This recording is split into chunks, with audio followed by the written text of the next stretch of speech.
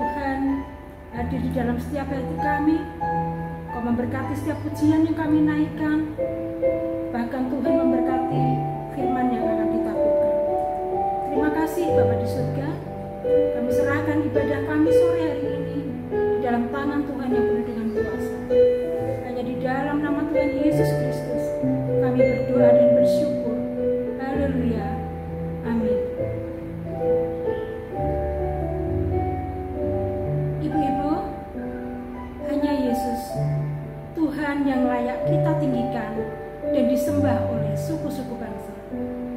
Kami berdoa, biarlah Indonesia penuh dengan kemuliaan Tuhan. Mari bersama-sama kita dengarkan persembahan pujian dari vokal grup Voice of Grace. Indonesia bagi kemuliaan.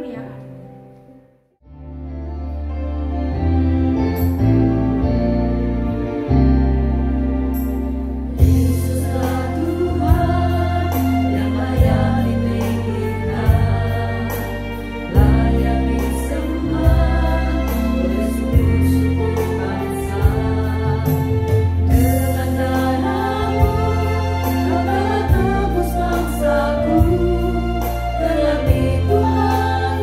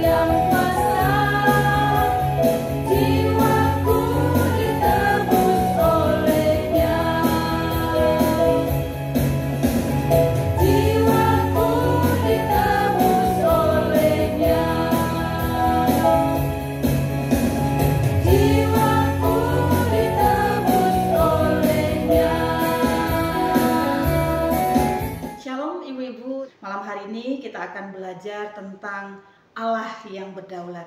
Namun sebelumnya mari kita berdoa terlebih dahulu. Bapa kami dalam surga, Engkau Allah kami yang berkuasa atas hidup kami. Kami bersyukur untuk penyertaan-Mu yang sempurna di dalam hidup kami, sehingga kami boleh melalui hari demi hari di dalam anugerah dan pertolongan-Mu.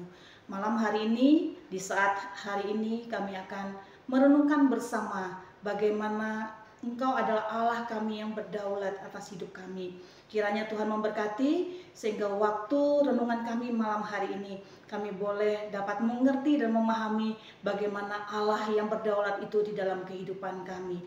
Terima kasih Tuhan, berbicaralah sebab kami siap untuk mendengarkannya. Dalam nama Yesus kami berdoa, amin. Ibu-ibu yang dikasihi Tuhan, teks firman Tuhan yang akan kita baca pada saat ini terambil dari 1 Tawarik pasal yang ke-29 ayat yang ke-10 sampai ayat yang ke-13. Berbunyi demikian. Lalu Daud memuji Tuhan di depan mata segenap jemaah itu. Berkatalah Daud, "Terpujilah Engkau ya Tuhan, Allahnya Bapa kami Israel dari selama-lamanya sampai selama-lamanya. Ya Tuhan, punya mula kebesaran dan kejayaan, kehormatan, kemasyuran, dan keagungan. Ya, segala-galanya yang ada di langit dan di bumi. Ya Tuhan, punya mula kerajaan, dan Engkau yang tertinggi itu melebihi segala-galanya sebagai kepala. Sebab kekayaan dan kemuliaan berasal daripadamu, dan Engkaulah yang berkuasa atas segala-galanya. Dalam tanganmu lah kekuatan dan kejayaan, dalam tanganmu lah kuasa membesarkan dan mengokohkan segala-galanya. Sekarang, ya Allah kami bersyukur kepadamu dan memuji namamu yang agung itu." Malam hari ini kita akan merenungkan satu tema, yaitu Allah yang berdaulat. Ibu-ibu yang dikasihi Tuhan, pernah satu ketika saya melayani di sekolah dan melihat ada seorang anak yang memainkan sebuah permainan, yaitu Play-Doh. Dia membuat seekor jerapah katanya dan seekor kura-kura. Walaupun tidak terlalu nampak seperti yang dipikirkannya, yang diinginkannya, tapi dia merasa itu sudah seperti jerapah dan seekor kura-kura. Jerapah itu dibentuk sedemikian rupa, kemudian kura-kura itu juga dia buat sedemikian rupa sesuai dengan gambaran yang dia ketahui. Namun tiba-tiba dia mengambil jerapah itu, kemudian dia memotong leher jerapahnya dan menjadikannya pendek. Kemudian saya bertanya, itu dijadikan apa? Tadi katanya itu jerapah ya. Sekarang dijadikan apa itu? Oh, itu dijadikan seekor keledai katanya. Lalu saya bertanya, "Kenapa kamu menjadikannya seekor keledai? Tidak menjadi jerapah yang gagah, yang bagus banget itu?" Dia bilang begini, "Nanti Miss, si kura-kura sahabatnya nggak bisa lihat wajahnya," gitu ya. Jadi si jerapah ini dijadikan keledai supaya si kura-kura ini katanya kalau nanti ngobrol itu bisa kelihatan wajahnya gitu. Nah, anak kecil ini membuat sesuatu memiliki tujuan dan maksudnya sendiri. Dia juga dapat merubah apa yang dibuatnya menjadi apa yang diinginkannya. Berarti dia sangat berkuasa dengan mainannya. Mengapa? Karena itu adalah miliknya. Malam hari ini kita belajar tentang Allah yang berdaulat. Salah satu sifat Allah adalah Allah yang berdaulat. Kedaulatan Allah dapat diartikan sebagai pribadi yang berdaulat penuh atas segala sesuatu yang telah diciptakan, baik itu yang berada di dunia maupun yang ada di surga, dan memegang kekuasaan tertinggi atas segala yang diciptakannya.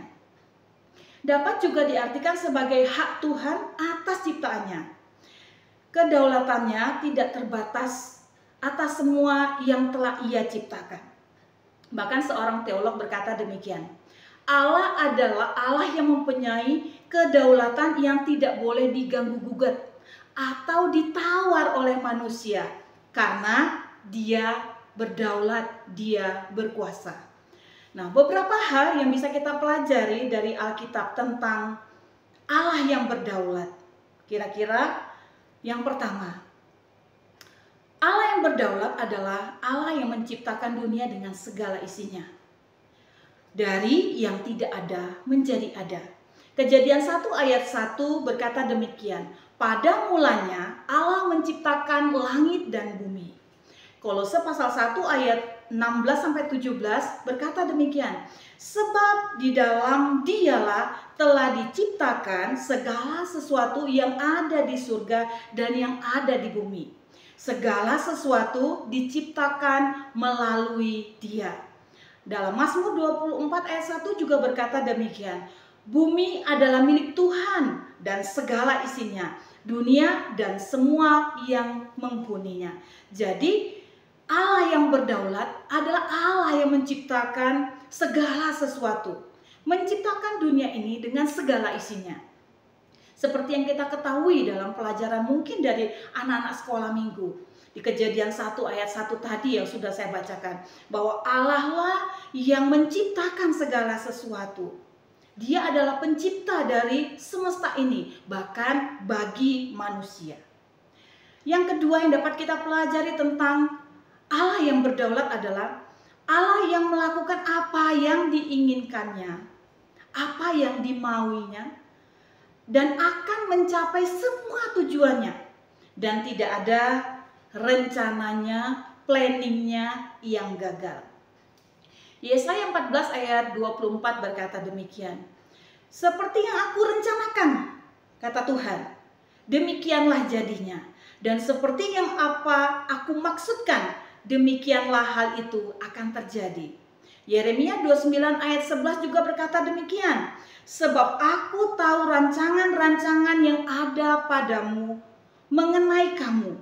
Demikianlah firman Tuhan, yaitu rancangan damai sejahtera dan bukan rancangan kecelakaan, untuk memberikan kepadamu hari depan yang penuh harapan. Jadi Allah yang berdaulat adalah Allah yang menciptakan segala sesuatu dengan tujuan yang jelas.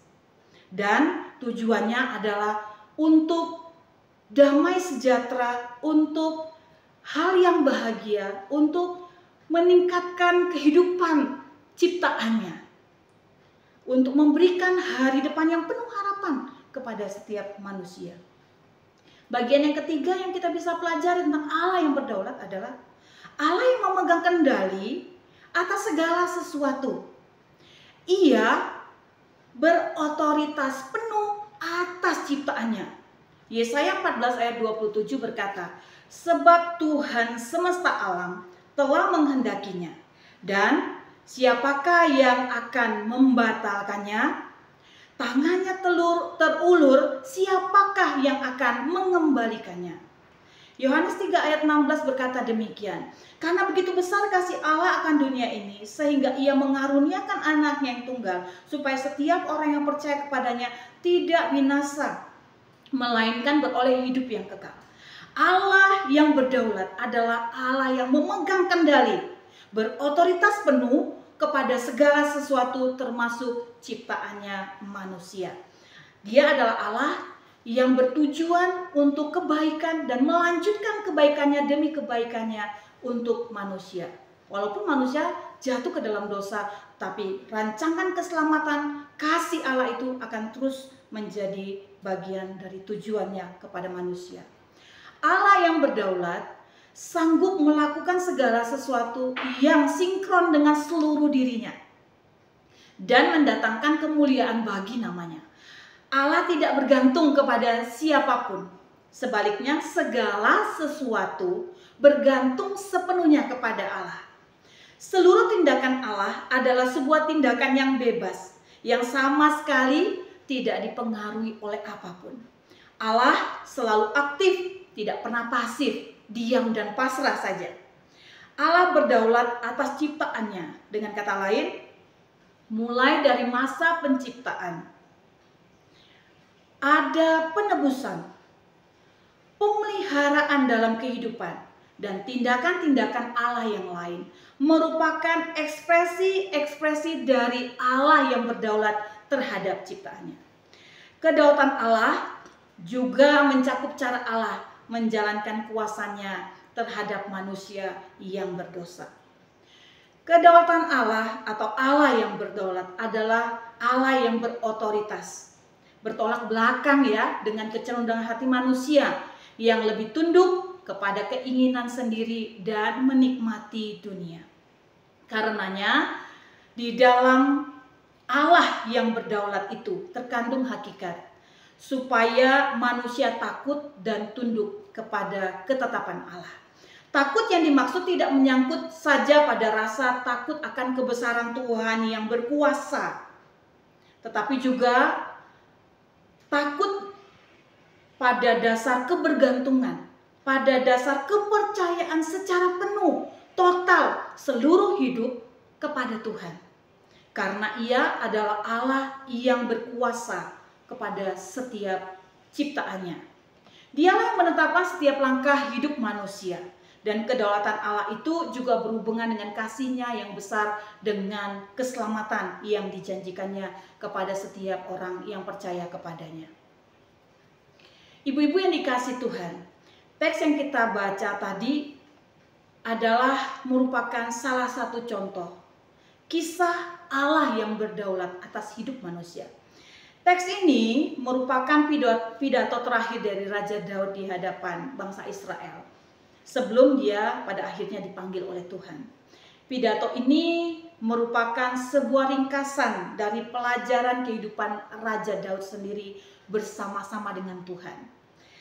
Raja Daud sangat menyadari dan merasakan Allah yang berdaulat adalah Allah yang kehadirannya dirasakan di dalam seluruh kehidupan Raja Daud, bahkan dalam seluruh kehidupan bangsa Israel yang dipimpinnya pada waktu itu.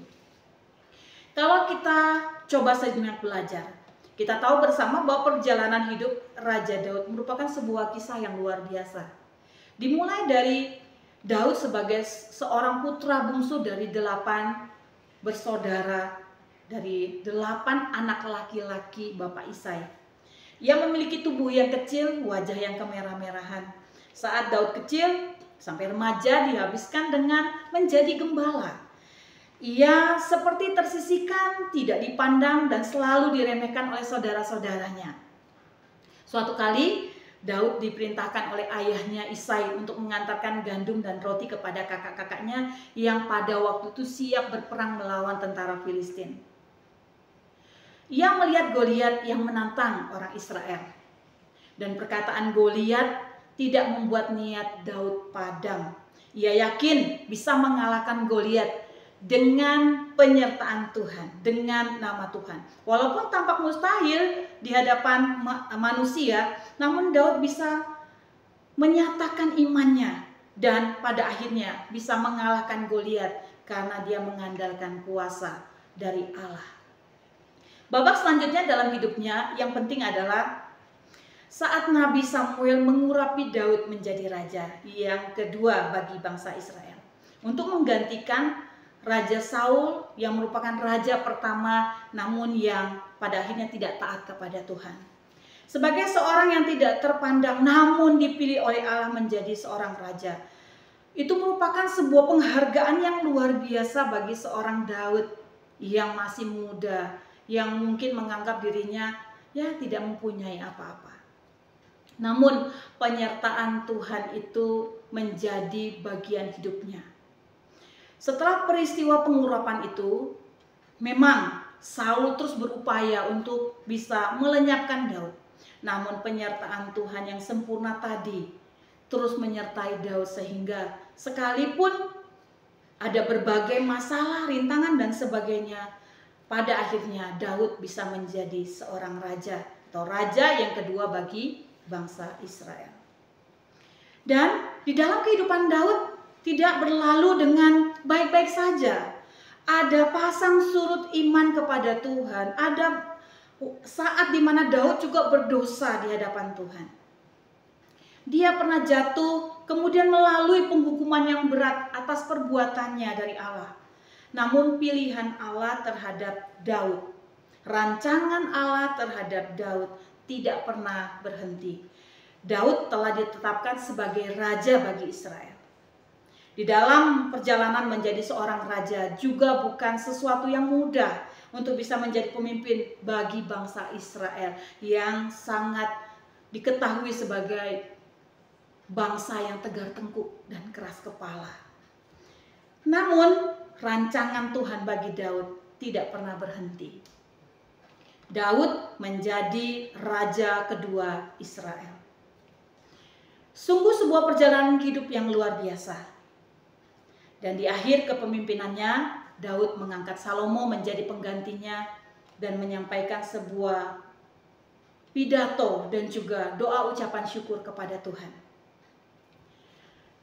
Dari apa yang dikatakan oleh Daud, kita mengingat bagian 3 hal tadi yang sudah saya sebutkan, bagaimana Allah itu berdaulat. Di dalam doanya Daud mengingat, ya Tuhan punya mula. Ayat 11 dan ayat 12. Kata ini atau kalimat ini diulangi 2 kali, yang mengindikasikan bahwa ini adalah merupakan sesuatu yang penting atau sangat penting. Bagi Daud, Tuhan adalah Allah dari selama-lamanya sampai selama-lamanya. Dia yang menciptakan Daud dan yang merancangkan sesuatu yang ajaib bagi Daud, merancangkan sesuatu yang besar. Adalah Allah yang berkuasa atas hidup Daud dan dalam hidup perjalanan hidupnya.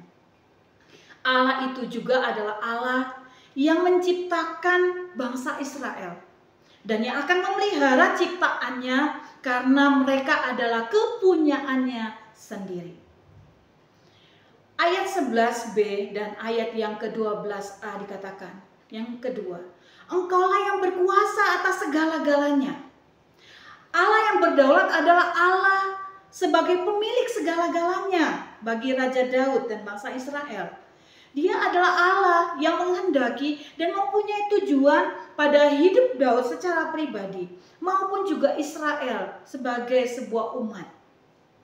Karena dia adalah pemilik sejati, pemilik yang memiliki tujuan, dan tujuan itu adalah berkat, bukan kegagalan. Allah yang berdaulat adalah Allah yang menjadikan ciptaannya hidup di dalam penyertaannya demi penyertaannya dari waktu ke waktu dan tidak pernah berhenti oleh apapun di dalam keadaan apapun bagi ciptaannya. Yang ketiga, ayat yang ke-12, dalam tanganmulah kuasa. Tuhan adalah Allah yang berdaulat, berotoritas penuh kepada hidup dari Daud secara pribadi dan Israel. Kehidupan Daud dan Israel semuanya ada dalam genggaman Allah. Dialah Allah yang memberikan kemenangan, memberikan kejayaan, membesarkan, mengokohkan, memberikan pelajaran, memulihkan, menguatkan, menuntun, menegur, beranugerah kepada setiap orang yang bergantung dan berharap kepadanya. Dan kasihnya tidak pernah berhenti pada keberdosaan manusia, pada keberdosaan Daud.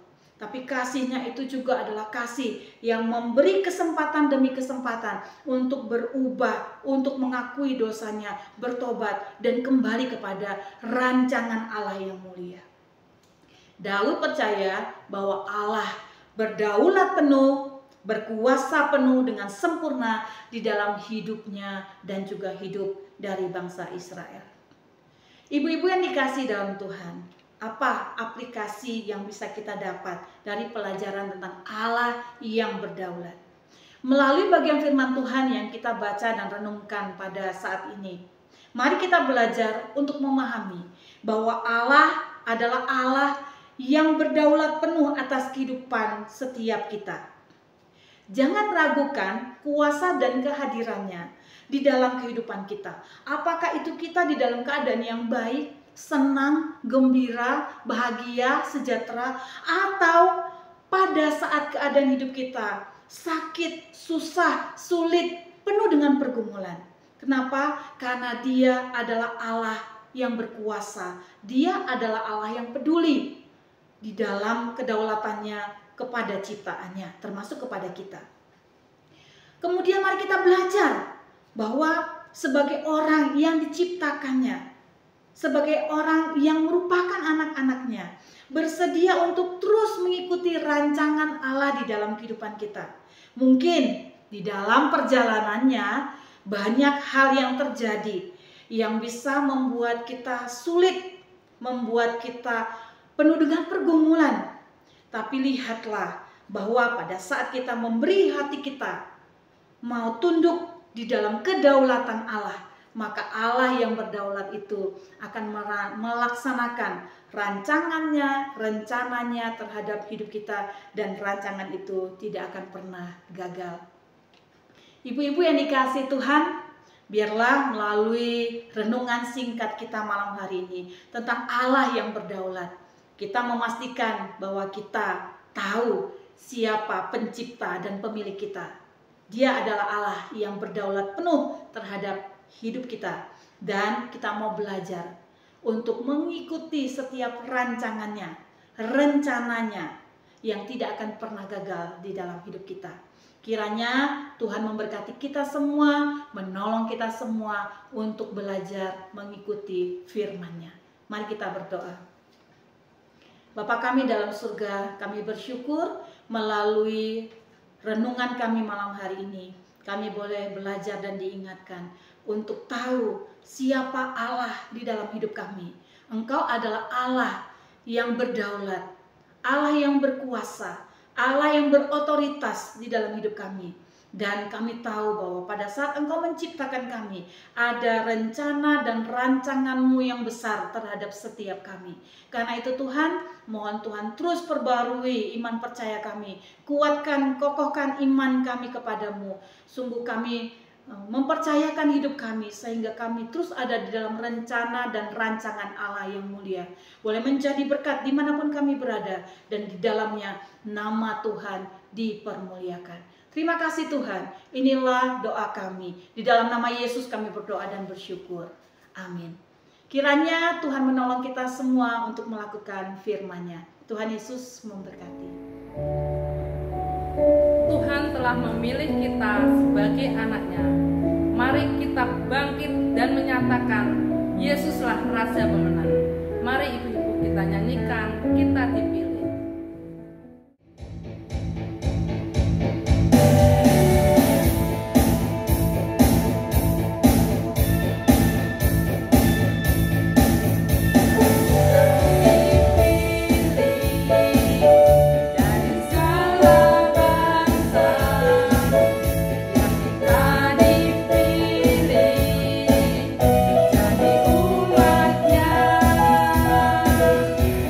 Kita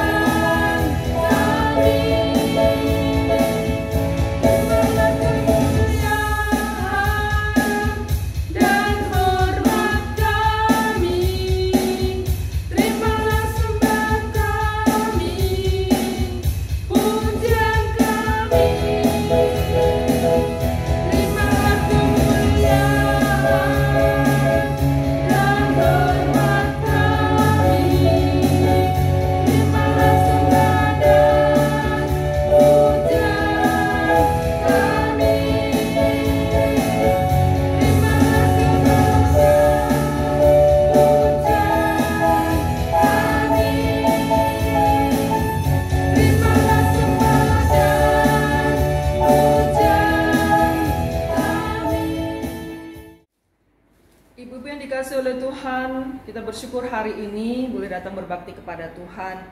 Dan hari ini kita juga boleh datang kepada Tuhan di dalam doa kita, menyerahkan harapan kita, kerinduan kita kepada Tuhan. Saya mengajak setiap kita tundukkan kepala, kita akan berdoa bersama. Bapa, kami bersyukur untuk kasih-Mu, untuk pemeliharaanmu dalam kehidupan kami, pribadi lepas pribadi. Engkau memberkati kami, usaha kami, pekerjaan kami, pelayanan kami. Semua yang kami alami itu adalah berkat pemeliharaan daripada Tuhan. Terima kasih untuk kasih-Mu, untuk cinta-Mu bagi hidup kami. Terima kasih Tuhan Yesus, hari ini kami juga mengucap syukur untuk bangsa Indonesia berulang tahun yang ke-79. Ada pemeliharaan daripada Tuhan bagi bangsa dan negara kami. Kami mengalami ada masa susah, ada masa sukar, ada masa gembira, bahagia, sejahtera. Itu juga karena izin daripada Tuhan. Untuk pemerintahan ke depan kami berdoa Tuhan, biarlah para pemimpin kami sungguh-sungguh Tuhan mereka bekerja demi kebaikan kemakmuran bangsa Indonesia. Kami bersyukur untuk semua pribadi-pribadi yang Tuhan izinkan duduk dalam pemerintahan, memimpin bangsa dan negara, juga daerah-daerah sampai pelosok Indonesia. Terima kasih Tuhan. Kesejahteraan bangsa inilah yang menjadi harapan kami, dan para pemimpin kami yang Tuhan izinkan memimpin, mereka sungguh-sungguh memikirkan hal ini, semua demi kebaikan rakyat Indonesia. Terima kasih Tuhan, terima kasih. Kami berdoa Tuhan untuk keluarga kami masing-masing dimanapun berada mereka, dengan segala tantangan kehidupan, dengan segala pergumulan kehidupan mereka. Bapa, Engkau mengasihi kami, Bapa, Engkau mencintai kami, dan kami percaya Engkau akan memelihara, mencukupkan segala kebutuhan kami.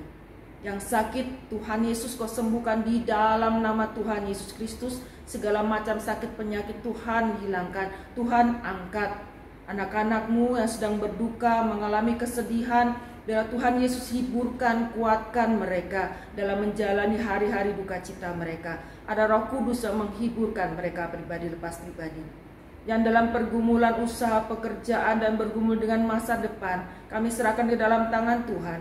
Engkau tahu yang terbaik bagi setiap kami, dan kami yakin percaya Engkau akan memberikan yang terbaik bagi kami, setiap anak-Mu yang berharap kepadamu Tuhan. Terima kasih Tuhan Yesus, terima kasih. Ada kerinduan, ada harapan di dalam hati kami pribadi lepas pribadi, ibu-ibu dimanapun berada.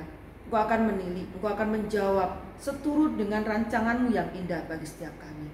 Biarlah Tuhan Yesus di dalam sepanjang kehidupan kami, ibu-ibu dimanapun berada, Kau dapati kami tetap setia mengikut Engkau. Yesus Kristus adalah Tuhan dan Juru Selamat bagi kami. Terima kasih Tuhan Yesus, terima kasih. Kami serahkan harapan kerinduan kami yang kami bawa di dalam doa hari ini, ataupun yang masih ada di dalam hati kami ke dalam tangan Tuhan. Tuhanlah yang akan menjawabnya. Tuhan akan memberikan yang terbaik untuk setiap kami. Terima kasih Tuhan Yesus, terima kasih.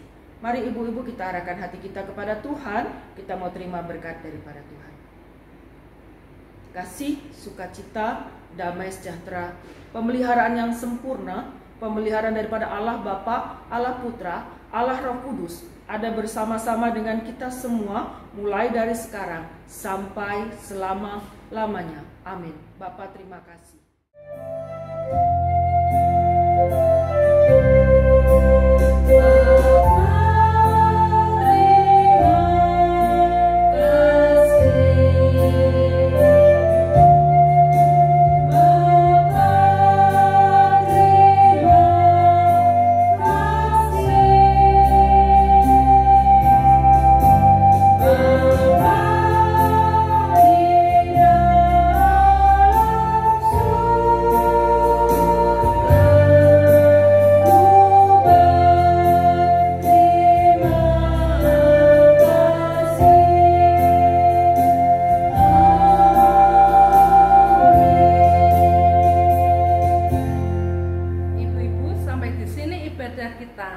Sampai jumpa pada ibadah berikutnya.